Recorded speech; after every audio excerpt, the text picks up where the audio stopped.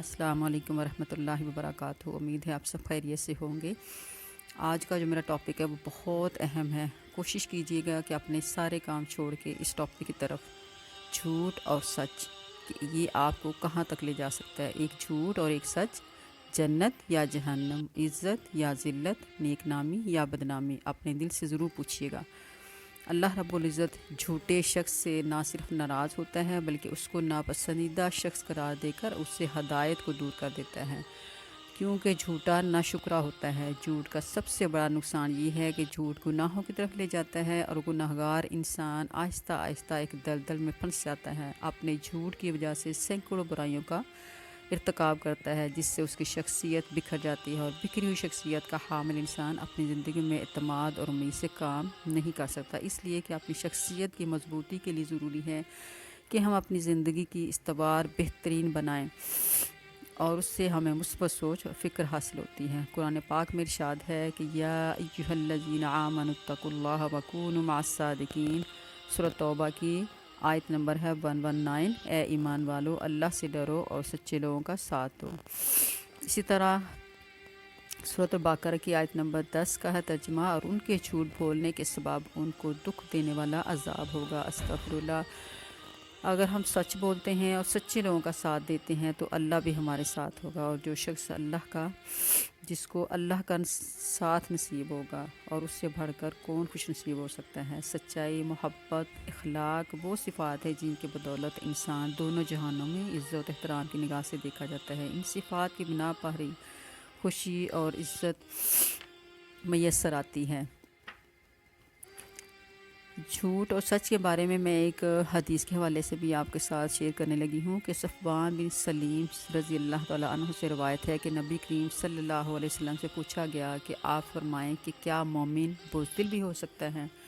तो आप सल्लल्लाहु अलैहि वसल्लम ने फरमाया हाँ। फिर आप सल्लल्लाहु अलैहि वसल्लम से पूछा गया कि मोमिन बख़ील भी हो सकता है? तो आप सल्लल्लाहु अलैहि वसल्लम ने फरमाया हाँ। फिर कहा गया कि मोमिन झूठा भी हो सकता है? तो आप सल्लल्लाहु अलैहि वसल्लम ने फरमाया कि नहीं। इसमें कोई शक नहीं कि सच्चाई एक बेहतरीन सिफ़त है और यकीनन बेहतरीन लोगों में ही पाई जाती है। किसी भी अजीम शख्सियत का अजीम तरीन जो जौहर है, सच्चाई और ईमानदारी और नेक नीयत ही को समझा जाता है। एक सच्चा इंसान हर जगह इज़्ज़त की निगाह से देखा जाता है। इसके बरक्स झूठ काबिल नफ़रत ऐब है जिसको कोई भी पसंद नहीं करता। झूठ बोलने वाला खुद झूठ को बुरा समझता है और ख़ुद को सच्चा साबित करने के लिए दूसरों के सामने अपने झूठ पर पर्दा डालने की कोशिश करता है, क्योंकि वो जानता है कि झूठ की वजह से लोग मुझसे नफ़रत करेंगे और मेरी इज़्ज़त जाती रहेगी और अल्लाह भी मुझ पर लानत करेगा, क्योंकि कुरान पाक में है अन्ना लानतल्लाहि अलैहि इन कान मिनल काज़िबीन। सूरह नूर की आयत नंबर ये आयत नंबर 24 है, पारा नंबर 24 और आयत नंबर 7 है। उस पर अल्लाह की लानत हो और वो झूठों में से हो।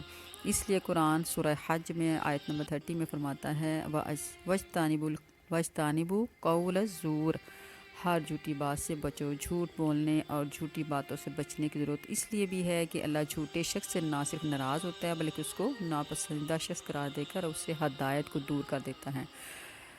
अल्लाहुम्मा तजअलना मिनहुम, कि अल्लाह ताला की सबसे पसंदीदा चीज़ जो है वो हदायत है। तो इसलिए अल्लाह ताला से कसरत से हदायत की दुआ किया करें, और जो हदायत से दूर कर दिया गया तो समझें वो अल्लाह की नज़रों से बदतरीन होकर दूर कर दिया गया, क्योंकि अल्लाह ताला सूरह ज़ुमर में फरमाता है कि इन्नल्लाह ला यहदी मन हुवा काज़िबुन कफ़ार, के बेशक अल्लाह उस शख्स को हदायत नहीं देता जो झूठा नाशुक्रगुज़ार हो, और जो लोग झूठ बोलते हैं वो तनहा रह जाते हैं। हदीस नबवी है कि आप सल्लल्लाहु अलैहि वसल्लम ने फरमाया कि जब एक शख्स झूठ बोलता है तो अल्लाह के फरिश्ते उससे 1 मील दूर भाग जाते हैं और मखलूक के करीब हो जाता है, जबकि झूठे को नाशुक्रा गुज़ार समझकर गैर हदायत याफ्ता छोड़ दिया जाता है। उसके रिस्क में कमी कर दी जाती है, क्योंकि अल्लाह का फरमान है तो तुम मेरा जितना शुक्र करोगे मैं तुम्हें उतना ही ज़्यादा दूंगा। और शुक्र सिर्फ ये नहीं कि मालो दौलत या रिज़्क़ की फरावानी पर ही किया जाए, बल्कि अल्लाह की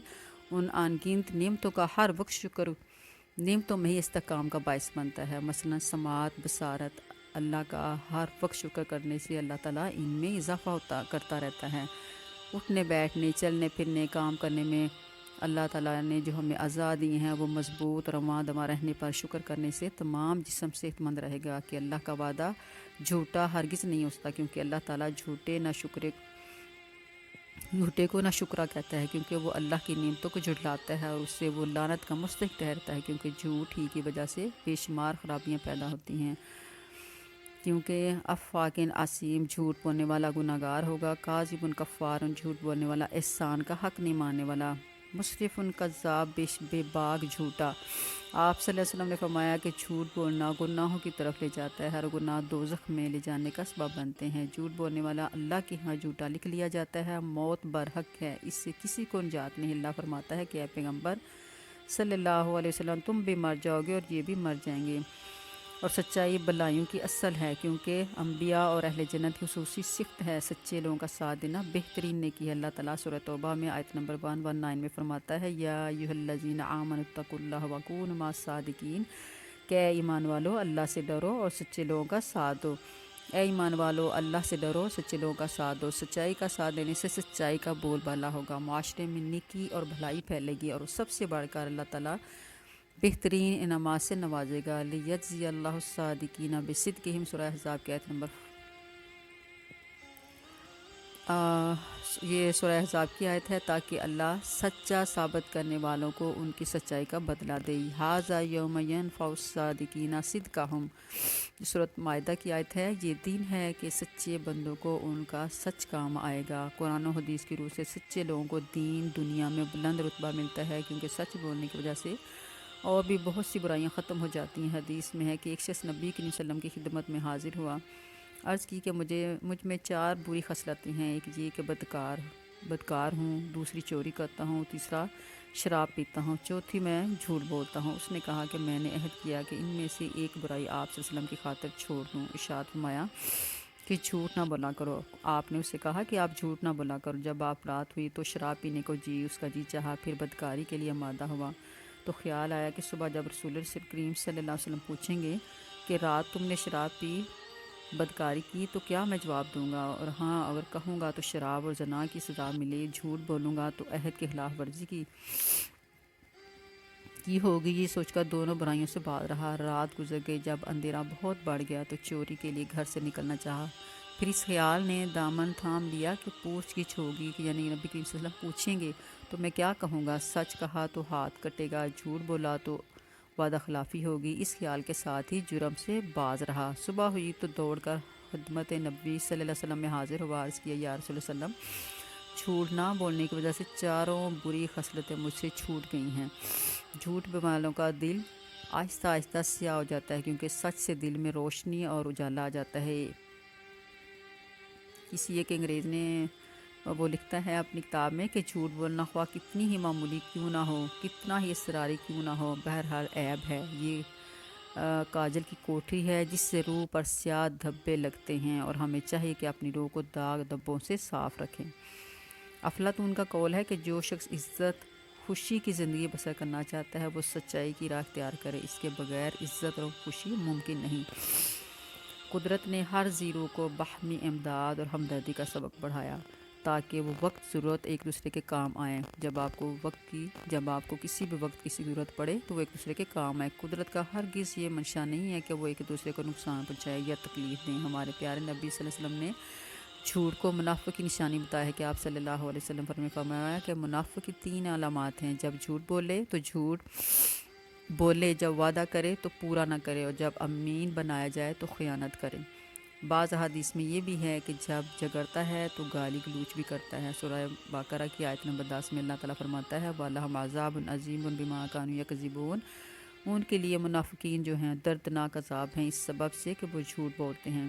سورہ النساء آیت نمبر 145 میں ہے کہ ان المنافقین فی الدرک الاسفل من النار ولن تجد لهم نصیرا، کہ منافقین جو ہیں اس جھوٹ کی وجہ سے جہنم کے پست ترین طبقے میں ہوں گے۔ استغفر اللہ،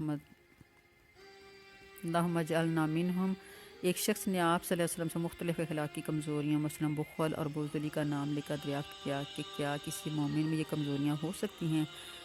تو آپ صلی اللہ علیہ وسلم نے اس سے فرمایا کہ مومن جھوٹا بھی ہو سکتا ہے؟ تو فرمایا نہیں، اب ہمارا امتحان یہ ہے کہ ہم اپنے محاسبے کے بعد ہم سوچیں کہ ہم کتنے مومن ہیں اور کتنے منافق ہیں، کتنے مسلمان ہیں۔ جھوٹ دنیا اور آخرت دونوں کے لیے ہی نقصان دہ ہے۔ صحت کے لحاظ سے دنیا میں اور آخرت کے لحاظ سے آخرت میں۔ شیطان بھی ہمارا کھلا دشمن ہے، تو آج ہمیں فیصلہ کرنا چاہیے کہ ہماری کوشش دین اور دنیا میں کیا ہے۔ ہم جنت میں جانا چاہتے ہیں یا جہنم میں، عزت لینا چاہتے ہیں یا ذلت، نیک نامی چاہتے ہیں یا بدنامی۔